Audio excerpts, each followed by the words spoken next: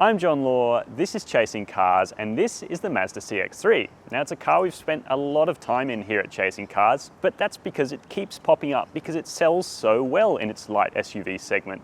Despite being nearly 6 years old now, it's still a really competitive vehicle, and in today's video, we're going to find out why I think this Max Sport, one up from base spec, may be the best value in the range.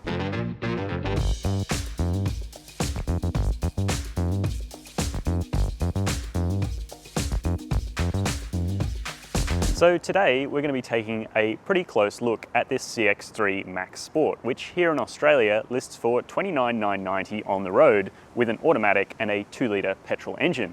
This car has a couple of nice spec pieces that I personally really like, including the smaller 16-inch alloys, which make the CX-3 ride a lot better than the more expensive rivals, but it does miss out on LED headlights. You have to spec the S Touring for that. Now, I actually think the CX-3 is aging quite gracefully, much like most of Mazda's designs, including the CX-5. You can let me know down below what you think, obviously, because design is subjective, but there are a couple of things that are dating this car. When you put it next to the newer CX-30, you notice that along the side of the car, there's less intricate design. It's a bit more slab-sided, but again, it's not a bad-looking vehicle, and it has all the things you need in an SUV, including all that plastic cladding. But of course, this is a really hot segment right now with plenty of new rivals on the scene here in Australia, including cars like the Skoda Kamiq, Volkswagen T-Cross, and Ford Puma that are all more perhaps interesting and a little bit more different than the CX-3. But you can let me know what you think of all those cars and the CX-3 in the comment section down below, because the CX-3 still has a couple of really nice things going for it, including inside the interior, where it's quite slick and quite suave. So here in the cabin of the CX-3, it's actually aging quite gracefully in most respects. For example, the design is really quite nice. Yes, it's very similar, in fact, pretty much the same as the Mazda 2 small car, which is a bit more affordable, but it's not a bad place to be. You've got some interesting design details, including these sort of circular vents that are sort of complemented by this nice bit of soft leatherette here. And yeah, the cabin feels pretty well screwed together and overall of a high quality in terms of design and fit and finish. You've also got this lovely steering wheel. Mazda do a great steering wheel. It's the right size, the right diameter, and it feels nice and wrapped in leather. Of course, if you go for the Neo base model, you don't get a leather wrapped steering wheel. You just have to deal with a plastic item, which isn't great. So another reason to go for the Max Sport. But what else have we got going on here? There's some pretty basic technology, to be honest. There's a 7-inch touchscreen, which only works as a touchscreen when you're stopped. Otherwise, you have to interface with this rotary dial here. There's no more of the absolute base model sort of little tiny radios setup that used to be available on the CX-3, which is good. That's been banished, but we would like to see the CX-3 move to the larger screen that you find in the Mazda 3 and the Mazda CX-30, which has much crisper graphics, because this really is starting to date this car. But you do at least get the standard inclusion of Apple CarPlay and Android Auto through a cable now in 2021, and yeah, it works pretty well. You get navigation as well, not that you're probably going to use that, you're probably just going to plug it and use Waze anyway. Below that, we've got very simple aircon dials here. You've got just straightforward, nice and easy to use. You've got a little bit of storage here for your phone, 2 USB ports, and a 12-volt socket. And then behind that, you've got some interesting cup holders. Don't think they're particularly sturdy. They're sort of flip-out items. They're good for stuff like coffee cups and small, light bottles. But with this bigger bottle, it has the tendency to rattle around a little bit as you hit bumps and accelerate and decelerate erratically in this car. Not that you're always going to be doing that, but sometimes, you know, going around corners and that sort of stuff, and you get a rattly bottle, and no one likes that. In front of me, I've got a pretty nice set of dials. They look quite cool, and I think they looked really cool when this car came out, but the lack of digital speedo is a bit annoying. You've got to opt for the S Touring above this car to get a head-up display in front of you, which works really nicely.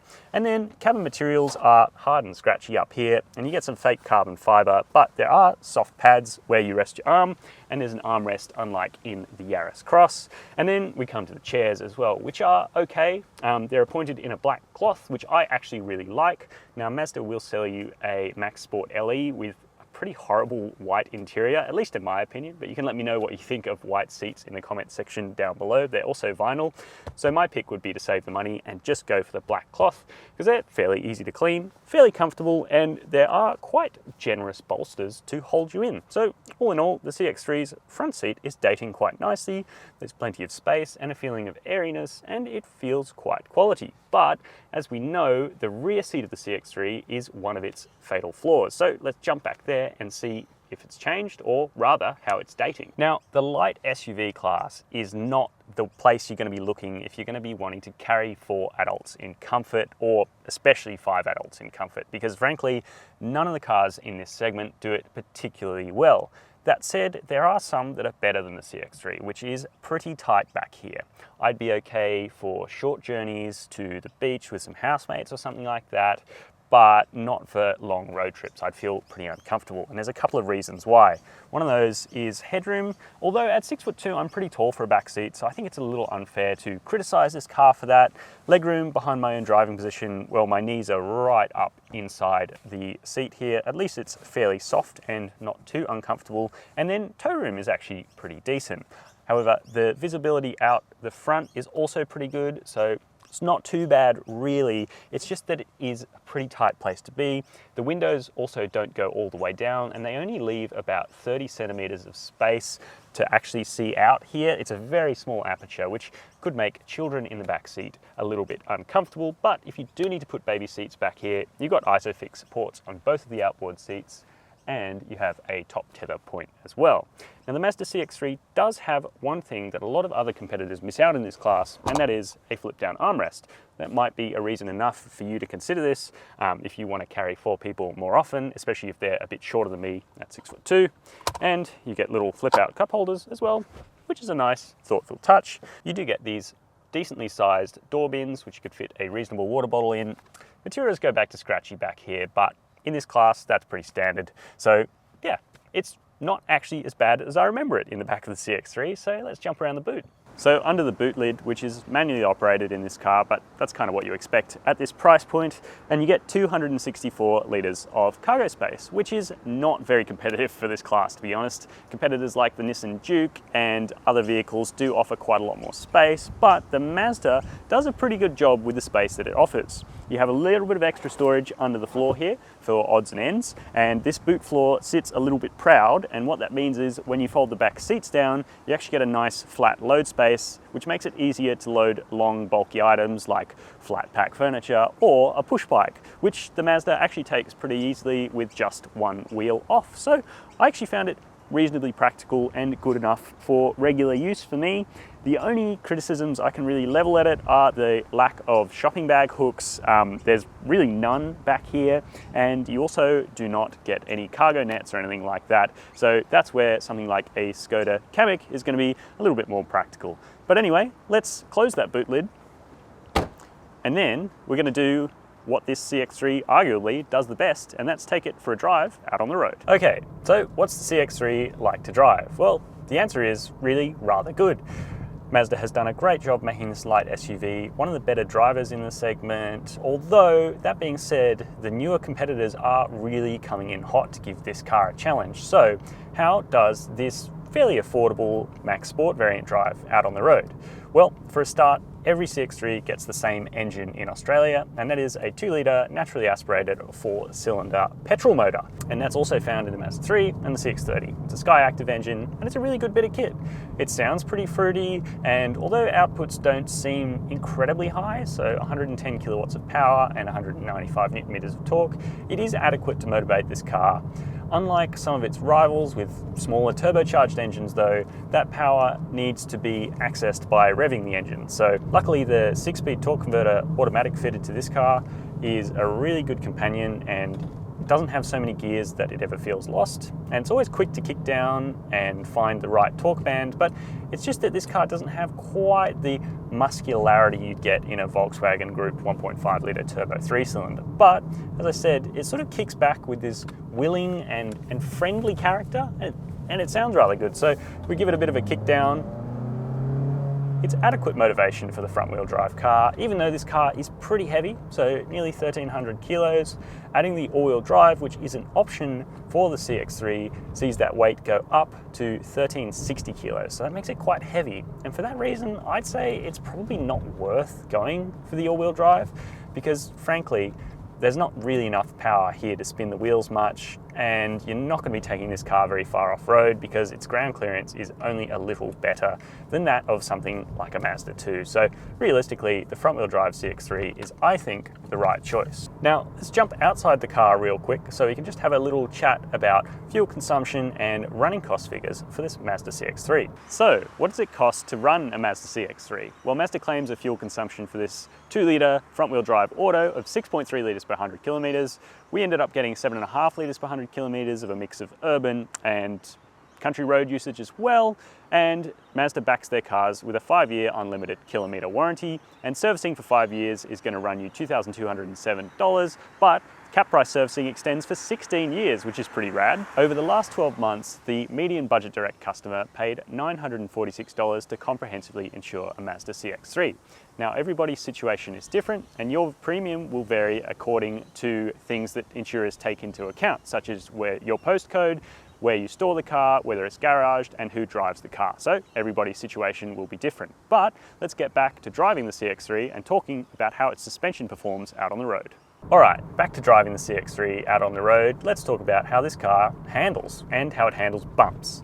So this has been a really good point for the CX-3 and a slightly sore point for this little SUV ever since it came out. So although Mazda has done a really good job of making this car handle well, there is always going to be a trade-off. Now, in lifting the car, they've obviously adjusted the suspension to suit from the Mazda 2 setup. But there's a slightly strange mismatch, at least in my view, in the way this car is sprung and damped. So the front end feels quite soft and long in travel, but the rear end with its torsion beam feels a lot shorter in travel, and it just gives a slightly funny feeling across both axles as you hit a bump. So as you're coming off a speed hump, the front soaks things up pretty nicely with these big squishy tires. There is a little bit of harshness on initial impact, but then the rear kind of kicks and doesn't feel super well polished in the way it rides. Certainly not as polished as Mazda's later products with torsion beam suspensions. Like the Mazda 3 does an amazing job with what it's got, but the CX-3 just doesn't feel quite as polished as that car, but it's much of a muchness, and it's definitely better on the small wheels. And that's kind of the shame with this car, is that to go up to get a little bit more technology and a little bit more stuff, then you've got to go for 18-inch alloys. But regardless of that, what that firm suspension tune does mean is that this CX-3 handles really, really nicely. And at speed, it's less of an issue. So on a country road, the CX-3 actually really encourages the driver to get out there and get a little bit stuck into this car's chassis. It's got a really nice neutral balance, and then the rear end comes around with a little bit of a lift of the throttle and just gives you this feeling of a little bit of sportiness, but also without any sacrificing any of that safety and security you'd sort of expect from a family SUV. So not a hot SUV, but certainly has a little bit of that sort of old school Mazda zoom characteristic about it, which I quite like. Now, it does have another little old school Mazda trait, that being the NVH. It's not a quiet vehicle in here, but then none of its competitors really are, so it's a difficult thing to level at that car. You do feel a lot of those sharp-edged bumps around town as well. So stuff like expansion joints between a concrete paved road, you feel that come right up through the body of this car, which does sort of tell of this car's sort of age in this segment now. It's not quite as structurally rigid as some of the other competitors, but hey, definitely got to test drive a car like this and figure out if it's going to suit your needs. And now we're going to talk a little bit about safety, because this is where the CX-3 is really well equipped. So for $30,000, this Max Sport gets a bunch of the stuff that you need to keep your family safe, basically. So you've got front and rear AEB, which is great to see, and you've also got rear cross traffic alert and blind spot monitoring. You've also got Mazda's mirrors, which if you've seen my Mazda 3 review, you'll know rather annoy me, to be honest, the convex right mirror, but it's something you get used to. And with the standard blind spot monitoring on this car, that's pretty great.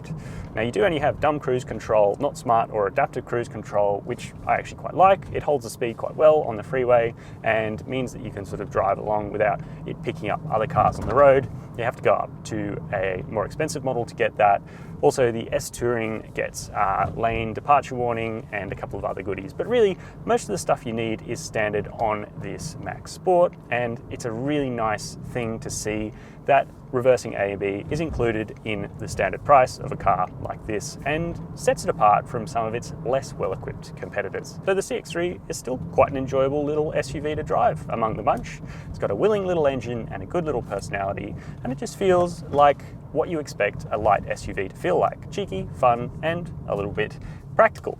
So, what do we think of the 2021 Mazda CX-3? Well, we can still see why it's such a good seller. That little 2-litre engine is a really willing unit, and in this Max Sport grade with the small 16-inch wheels, it's actually a really nice drive out on the road. But while you're at a Mazda dealer test driving the CX-3, I'd recommend you have a little sit in a Mazda 2 and maybe take it out for a spin, because it offers almost the same space as the CX-3, but at a less expensive cost, which is always a win-win in my book. But of course, you miss out on the all-important SUV form factor, which I think the CX-3 does a real good job of getting right. So you can let me know in the comment section down below whether you couldn't have anything other than an SUV in your garage.